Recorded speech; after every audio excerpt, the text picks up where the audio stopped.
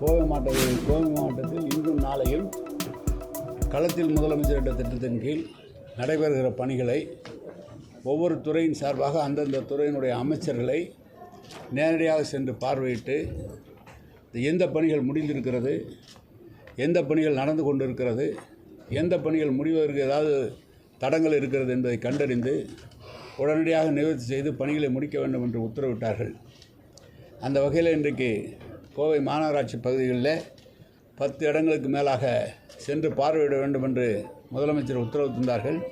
அதில் முதலில் வெள்ள நீர் தடுப்பு பணிகள் அவினாஷ் சாலை பழைய மேம்பாலம் ரவுண்டானா, 2வது மதியம் நம்முடைய செம்மொழி பூங்கா, 3 பில்லூர் 3 திட்டத்தின் கீழ் 24 மணி நேரமும் குடிநீர் விநியோக பணிகள் ராமகிருஷ்ணாபுரம், 4வது வெள்ள நீர் தடுப்பு பணிகள் ஏஆர்சி கீழ்மட்ட பாலம் சாய்பாபா காலனி கோவில் அருகில், 5வது எங்களுடைய மாஸ் டிபார்ட்மெண்ட் இன்ஸ்டியூட்டு, 6வது இப்போ 24 மணி நேரம் குடிநீர் விநியோக பணிகள் பொன்னையராஜபுரம் அங்கே இருக்கிற பயனாளிகளுடன் கலந்துரையாடல் நிகழ்ச்சியும், இணைக்கப்பட்ட பகுதியில் குடிநீர் விநியோக பணிகள் எல்ஐசி காலனி பகுதியையும், சாலை பணிகள் குறிச்சி ஹவுசிங் யூனிட் பகுதியில் நடைபெறுகிற சாலை பணிகளையும், அதேபோல் பாதாள சாக்கடை திட்ட பணிகள் போத்தனூர் ரயில்வே கிராசிங் பகுதியில் நடைபெறுகின்ற பாதாள சாக்கடை திட்ட பணிகளையும், பாதாள சாக்கடை நீருந்து நிலைய பணிகள் அற்புத நகர் பகுதியிலும், அப்படி இந்த பணிகளை எல்லாம்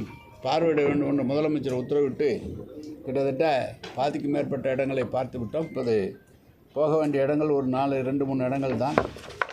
அதில் சென்னையில் இங்கு கோவையில் நமது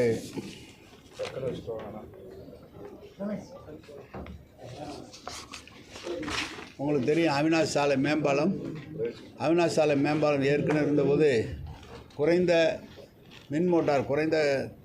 அளவுள்ள ஆஸ்பவர் உள்ள மின் மோட்டார்கள் இருந்து அந்த பகுதியில் தண்ணீர் தேங்கி இருந்தது. அதை முழுமையாக மின் மோட்டார்களாக மாற்றப்பட்டு மழை பெய்தால் எவ்வளவு மழை பெய்தாலும் உடனடியாக மாற்றி அமைப்பதற்குரிய மின் மோட்டார்கள் புதிதாக அமைக்கப்பட்டு புதிய வழித்தடங்களும் உருவாக்கப்பட்டு அந்த பணிகள் நடைபெற்று முடிந்திருக்கிறது. இன்னமும் ரயில்வேயில் இடம் தருகிறேன் என்று சொல்லியிருக்கிறார்கள். 3வதாக ஒரு கிணறு அமைத்து எப்போது எந்த நாளும் இல்லாத அளவிற்கு அந்த பணியை முடிக்க சொல்லி முதலமைச்சர் அவர் தண்ணீர் நிற்காத அளவிற்கு முடிக்க வேண்டும் என்று முதலமைச்சர் உத்தரவிட்டிருக்கிறார். லங்கா கார்னர் பாலம் அதுவும் அப்படி தான். புதிய இணைப்புகள், புதிய மோட்டார்கள், ஜென்ரேட்டரெல்லாம் புதிய ஜென்ரேட்டர்கள் வைத்து உடனடியாக தண்ணீர் அகற்றக்கூடிய அந்த பணிகளும் உங்களுக்கெல்லாம் நன்றாக தெரியும். 3வது இப்போது வெள்ளத்தடுப்பு பணிகள் கோவை மேட்டுப்பாளையம் பிரதான சாலையிலிருந்து சிவானந்தா காலேஜ் செல்லும் வழியில் உள்ள ஏஆர்சி ரயில்வே சுரங்கப்பாதை 14/10/2024 தேதி என்று பெய்த கனமழையில் பாலத்தின் அடியில் மழைநீர் தேங்கி வாகனங்கள் செல்ல முடியாமல் இருந்தது. இப்போ தான் சொன்னாது. அதுக்கும் உள்ள எல்லா ஏற்பாடும் நேரடியாக சாலையில் எங்கே மேம்பாலத்திலிருந்து வருகிற போது தண்ணீர் நேரடியாக பாலத்துக்குள் செல்லாமல் நடுப்புறையே தடுப்பு அணைந்து இந்த தண்ணீரை வழிமறித்து வேறு பக்கம் அந்த பக்கம் கொண்டு இணைக்கிற பணி முடிந்து இப்போது தண்ணீர் நிற்காத அளவிற்கு அந்த பணி முடிந்திருக்கிறது. இன்னொரு கொஞ்சம் டச்சப் வேறுகிற பணி இருக்கிறது, அந்த பணி இருக்கிறது. எனவே மழைநீர் தேங்காத அளவிற்கு எல்லா பணிகளும் கிட்டத்தட்ட முடிந்திருக்கிறது. காரணம் ஏற்கனவே மழை வருவதற்கு முன்பாகவே அனைத்து பகுதியிலும் தூர்வாரி செப்பனிட்ட காட்ட காரணத்தால் ஓரளவுக்கு தண்ணீர் தேங்காத அளவிற்கு சிறப்பாக கோவை மாநகராட்சி வந்திருக்கிறது. இங்கே இப்போ 24 மணி நேரம் குடிநீர் வழங்குகிற திட்டம் பில்லூர் 3வது திட்டம் வந்த பிறகு பார்த்திங்கன்னா கிட்டத்தட்ட 74 கிலோமீட்டருக்கு இந்த ஏரியா இந்த ஏரியா ராமகிருஷ்ணாபுரம் இந்த நீரூற்று குழாய்கள் 74 கிலோமீட்டரில் 54.82 கிலோமீட்டர் நிறைவு பெற்றிருக்கிறது. பகிர்மான குழாய்கள் இப்போ 1744 கிலோமீட்டர் போகிறதுல 1587.20 கிலோமீட்டர் முடிந்திருக்கிறது. குடிநீர் இணைப்புகள் கிட்டத்தட்ட 1.5 லட்சம் குடிநீர் இணைப்புகள் தர வேண்டும். அதில் 88,675 குடிநீர் இணைப்புகள் தரப்பட்டு விட்டது. மேல்நிலை நீர்த்தேக்க தொட்டி 33 இடங்களிலே கட்டப்பட வேண்டும். 10 இடங்களிலே கட்டி கொண்டு இருக்கிறோம். 23 இடங்களில் கட்டி முடிவு பெற்றுள்ளது. இந்த டிஎம்ஏ 24 மணி நேரம் வழங்குகிற டிஎம்ஏ எண்ணிக்கை 97 மொத்தம் கொடுக்க வேண்டியது. அதில் 33 கொடுத்தாச்சு, 19 பாக்கி இருக்குது. எனவே 24 மணி நேரம் இன்னும் 2 மாதத்தில் அந்த பகுதியில் இருக்கிற அனைத்து பகுதிகளிலும் 24 மணி நேரம் குடிநீர் வழங்கப்பட்டுவிடும். அதே போல் இங்கே இருக்கிற சாரதா மில்க் டேங்கு அங்கே அமைந்திருக்கிறது. 2015-16 அந்த திட்டம் துவங்கப்பட்டு மேல்நிலை நீர்த்தேக்க தொட்டிகள் கட்டப்பட்டிருந்தன. ஆனால் குடிநீர் 10 நாளைக்கு ஒரு நாளைக்கு 15 நாளைக்கு ஒரு முறை சாரதாமல் டேங்கில் இருந்தால் கொடுத்துக்கிட்டு இருந்தோம்.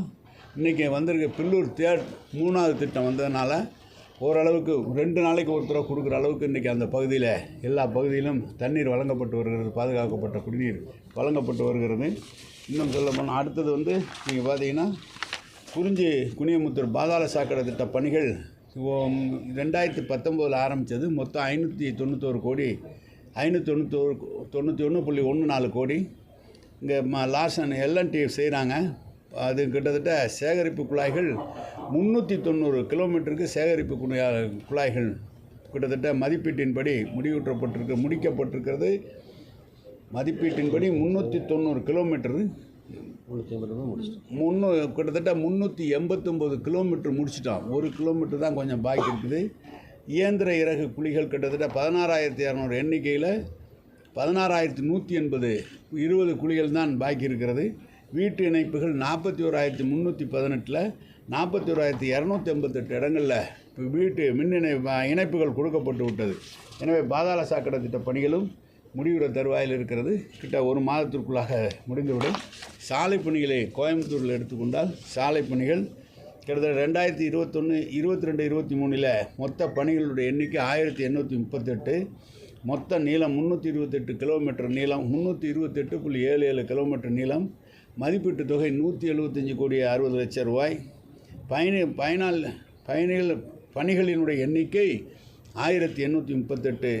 எனவே முடிக்கப்பட்ட பணிகள் முழுமையாக 167 கோடி ரூபாய் பணிகள் முடிக்கப்பட்டு விட்டது. 22, 23 23, 24 மதிப்பீடு 138.51 கோடி முடிக்கப்பட்ட 115 கோடி 88 லட்சத்துக்கு வேலைகள் முடிந்து விட்டது. 24, 25 196.87 கோடி மதிப்பீடு கிட்டத்தட்ட 45.97 கோடி பணிகள் முடிக்கப்பட்டிருக்கிறது. ஆக மொத்தம் இந்த 3 ஆண்டுகளில் கோவையில் பணிகளுடைய எண்ணிக்கை 5,215. மொத்த நீளம் 860.69 கிலோமீட்டர். மதிப்பீட்டு தொகை 415.6 கோடி ரூபாய். பணிகளுடைய எண்ணிக்கை முடிக்கப்பட்ட பணிகளுடைய எண்ணிக்கை 4,998.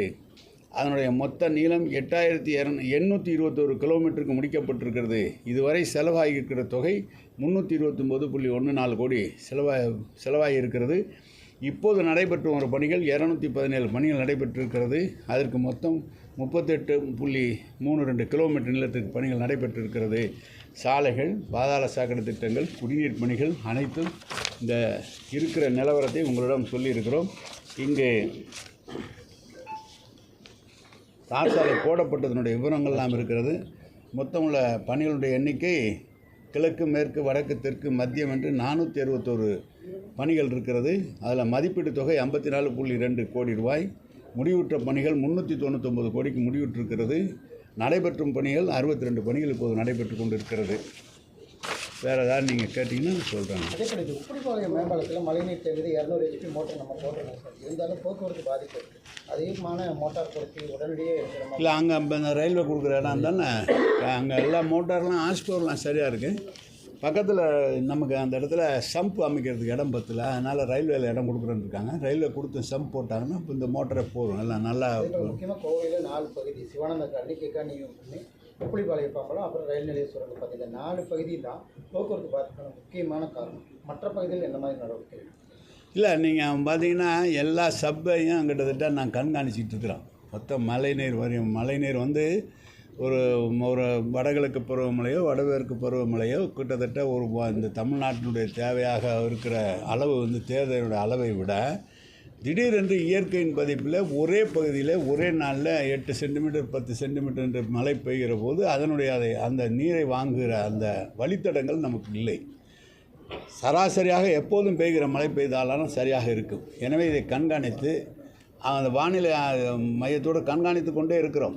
ஏன்னா ஒவ்வொரு ஏரியிலேருந்து வர தண்ணி பார்த்திங்கன்னா அந்த ஏரியிலேருந்து கட்டன் கவர் போடுறதுக்கு இப்போ ஏற்பாடு பண்ணியிருக்கோம். அந்த இடத்துல மோட்டார் வச்சு இப்போ தண்ணி நிற்கல, எல்லா இடத்துலையும் தண்ணி நிற்காம தான் இருக்குது. வருங்காலத்தில் நிற்காத அளவிற்கு இப்போது திட்டங்கள் தீட்டி முதலமைச்சருடைய அனுமதியை பெற்று பணிகள் நடைபெறும். அப்பப்போ மூடப்படுறதில்ல, அதனால் பொதுமக்கள் நிறைய பாதிப்புக்குள்ளாகிறாங்க. நிறைய சொல்லியிருக்கான். எந்த இடத்துல குழிகள் நோடணும் பேரிகேட் போட சொல்லியிருக்கிறோம். அது மாதிரி எதாக இருந்தால் பார்க்க சொல்கிறேன், கமிஷனர் பார்க்க சொல்லி. மழைக்காலம் வருது, நிறைய இடங்கள்ல தண்ணி எல்லாம் எல்லா இடத்துலையும் பேரிகேட் போட்டு பாதுகாப்பாக இருக்கிற அளவுக்கு பண்ணிடணும்.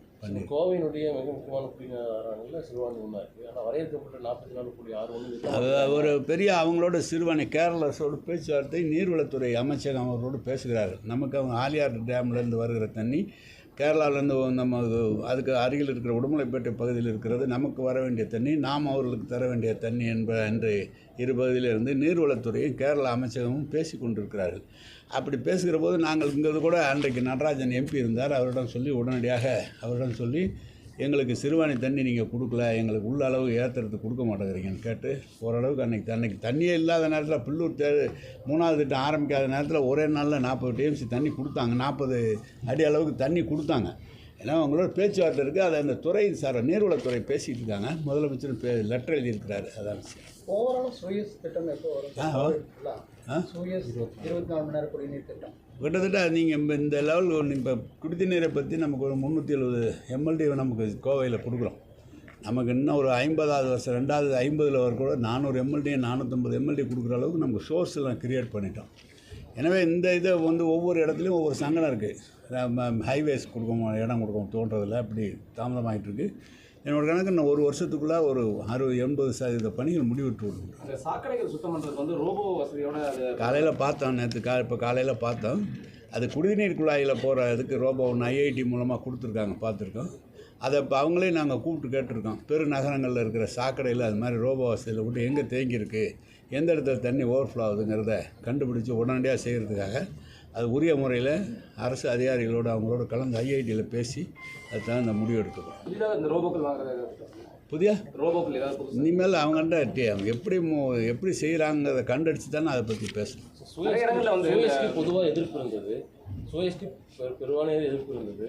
அதை கடந்து அமல்படுத்தும் எதிர்காலத்தில் சிக்கல்கள் வரலாமா? ஒன்றும் வராது. உங்களுக்கு மாநகராட்சி கொடுத்தாலும் சுயஸ் கொடுத்தாலும் யார் கொடுத்தாலும் அதுக்கு தேவையான தொகையை அரசாங்கம் கொடுக்க போது மக்களுக்கு சரியான நேரத்தில் தண்ணி கொடுப்பது மட்டும்தான் சரியாக இருக்குமே தவிர அதில் ஒன்றும் இல்லை. இப்போல்லாம் மக்கள் அதை பற்றி ஒன்றும் சொல்லலை.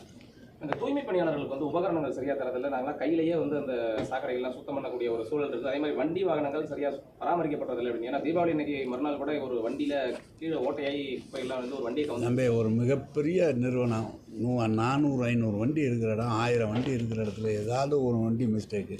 நீங்களும் எங்கே தண்ணி நிற்கிதோ அங்கே கேமராவை தூக்குறீங்க, எங்கே தண்ணி இல்லையா அந்த பக்கம் பார்க்க மாட்டேங்கிறீங்க. நாங்கள் என்ன செய்யறது? வணக்கம்.